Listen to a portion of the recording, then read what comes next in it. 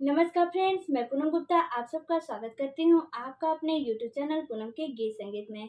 Friends, बहुत ही प्यारा सा शिव भजन है जिसे मैं प्रस्तुत करने जा रही हूँ। अगर आपको पसंद आए तो प्लीज़ हमारे चैनल को सब्सक्राइब करें, लाइक करें और कमेंट में हमें ज़रूर बताएं कि आपको हमारा यह गीत कैसा लगा। गौरा चल गईली नैहरवा हमरा गाम नइखे। गौरा चल गईली नैहरवा हमरा गाम नइखे। गौरा चल गईली नैहरवा। गौरा के नैहर में महल अटारी। गौरा के नैहर में महल अटारी। उबड़ खाबड़ पहाड़िया हमरा काम नइखे। गौरा चल गईली नैहरवा हमरा गाम नइखे। गौरा चल गईली नैहरवा हमरा गाम नइखे।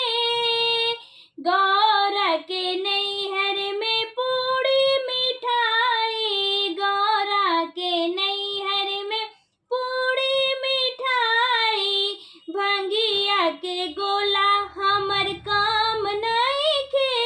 अरे भंगिया के गोला हमर काम नइखे। गौरा चल गईली नैहरवा हमरा गाम नइखे।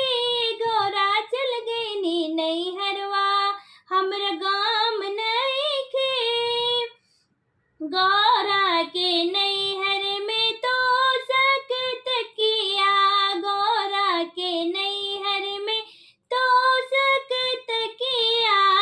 कोस के चटैया हमरा काम नइखे। गौरा चल गईली नैहरवा हमरा गाम नइखे। गौरा चल गईली नैहरवा हमरा गाम नइखे। गौरा चल गईली।